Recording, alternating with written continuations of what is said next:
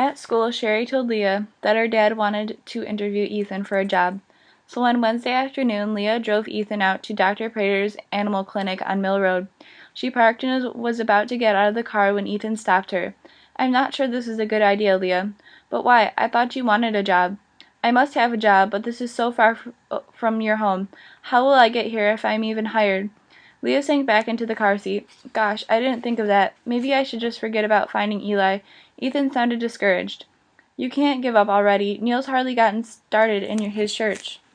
"Neal is not well. I can see it whenever I look at him. He does not need my problems." "But he likes doing this for you, Ethan, and I think he needs to do it. It makes him feel useful. Even my mother is glad for him to have something to do." Leah was telling the truth. Her mother had done an about-face concerning Ethan's stay at the house. "Having Ethan around makes Neal feel good," Leah's mother had confided to Leah. "It gives him some comfort, knowing that little things are being taken care of. Ethan listens to Neal and seems to respect whatever he says." Leah saw the results of Ethan's handiwork almost every day when she came home from school.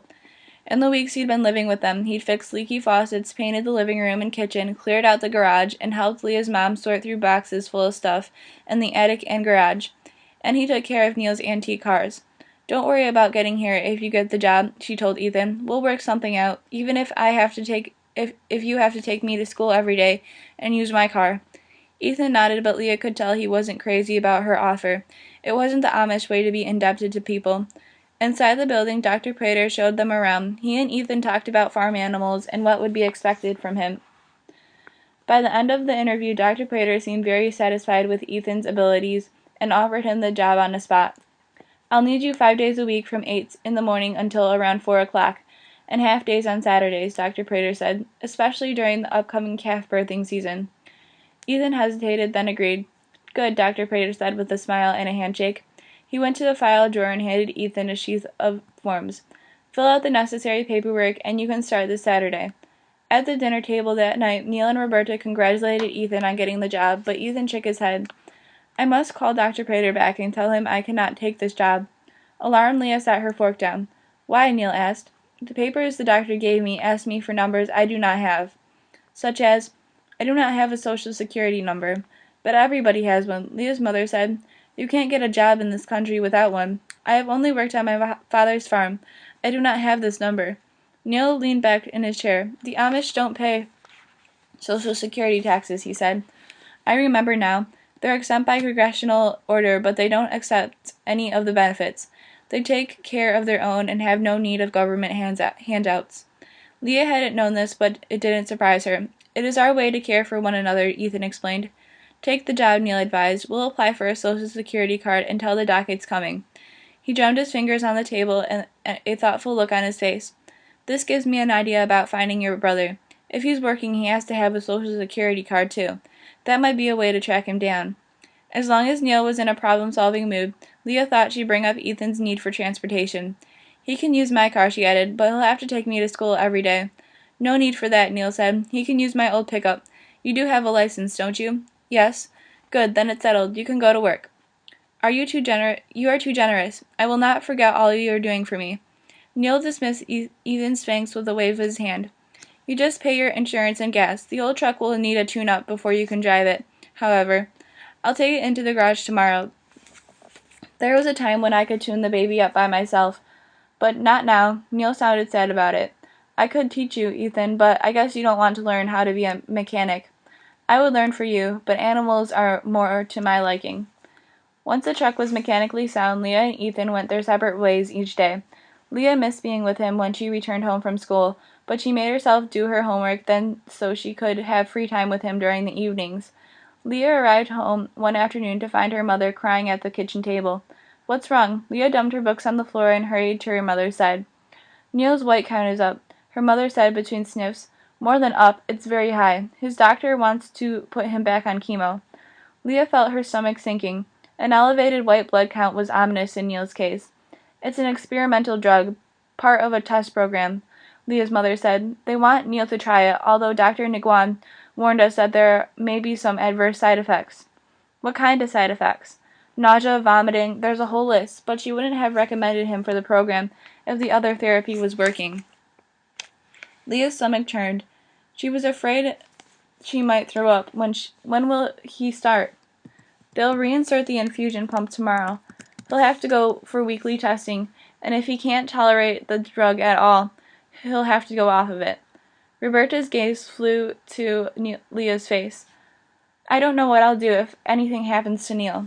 Leah was at a loss for words. Her mother was begging her for reassurance, but Leah didn't know how to give it to her. We'll just have to hope the new drug works, she said lamely. How's Neal taking the news? He's trying to act cheerful, but he's devastated. I can tell. We both had such hope that the other chemo had worked. Leah, it's been less than 3 months since he was in remission. I had never dreamed he'd ever relapse, and so soon. Leah trembled over the note of desperation in her mother's voice. Where is he? He walked out to the barn. The news has really shaken him up. A raw February wind whipped Leah's hair as she hurried to the barn. She found Neal inside, seated on the hood of an old Desado, his head bowed and his elbows propped on his knees. He looked up when Leah came inside. She said, Mom told me. Neal managed a crooked smile. So now I'm a guinea pig? Tears slid down Leah's cheeks. Neal fumbled for a tissue in the pocket of his jacket. You girls, honestly, you cry like babies, but you never have a tissue handy. Leah wiped her eyes. Yeah, imagine crying about you relapsing and going into a high-risk drug program. Go figure. She blew her nose. He offered a wry smile. Point taken. Listen, kiddo, these next few months are going to be tough sledding. I don't have any false illusions about this new stuff helping me a whole lot. You talk like you don't expect this to work. Neal sighed. It's a long shot, honey, a real long shot. Leah's chin trembled and fresh tears pulled in her eyes. I don't want you to die. I'll stick around as long as the good Lord lets me. I want to live, and I want to stay out of the hospital. What can I do to help? You may have to let your mother lean on you a bit. Her lean on me? Leah thought the idea preposterous. You know how she sometimes lapses into denial? If I don't think about it, then maybe it isn't happening, Neal said. She doesn't mean anything bad by it. It's just the way she copes, you know? Leah sniffed. What do you want me to do? Just be sensitive, help her adjust. Neal shifted on the hood of the car and slightly slapped the fender beside him. Hop up. Leah settled next to him. She loves you, Leah. She depends on you. Leah was skeptical. Mom always had someone else in her life to lean on, and I sometimes thought she'd be better off if she never even had me. I felt in the way. Neal shook his head. Not true. Everything she did, every marriage he entered into, was with you in mind. Well, except for you. She had bad taste. Neal chuckled. Thanks for that. He patted Leah's hand. Did you know that she never finished high school? She never told me that. She never told you a lot of things. Leah was irritated that Neal knew things about her mother that she didn't. Did she ever tell you why she dumped my father, or why she hated my grandmother? Neal didn't answer right away. When he did, his tone was serious. Your father suffered from paranoia. Do you know what that is? Leah had heard the word used loosely, but couldn't remember what it really meant. I'm not sure. It's a kind of mental illness. The victim often suffers from delusions of persecution. He thinks someone's out to get him, that he's the focus of a conspiracy. He hears voices that tell him to do bizarre things. Often the victim seems perfectly normal and completely functional. Then something happens that triggers an episode, and he turns into some sort of deranged person. Leah stared at Neal, stunned by what he was telling her, unable to fully absorb it. My father? You're talking about my father? He was crazy? He was sick, Leah, Neal corrected. Didn't he go to the doctor? Back then there wasn't much that could be done for a person with paranoia. Over time your father got worse, and your mother was afraid. She divorced him because she was afraid he might harm her, or you. And Grandma Hall? What about her? What did Mom say about her? Leah was shaking. She felt angry and defensive. Parts of her universe were fragmenting in front of her eyes. She'd known that something had been wrong between her parents, but she never expected this. Why hadn't her mother told her? Your grandmother had a blind spot when it came to her son. Mothers sometimes do, you know. She refused to accept her son's illness. She blamed your mother. When your father took off, your grandmother tried to get custody of you and failed. It left your mother bitter. She married the first guy who came along out of self-preservation. Neal took Leah's hand. His hand felt warm. Hers was icy cold. I've begged your mother to tell you all this, but she keeps saying, I'll tell Leah someday when she's older.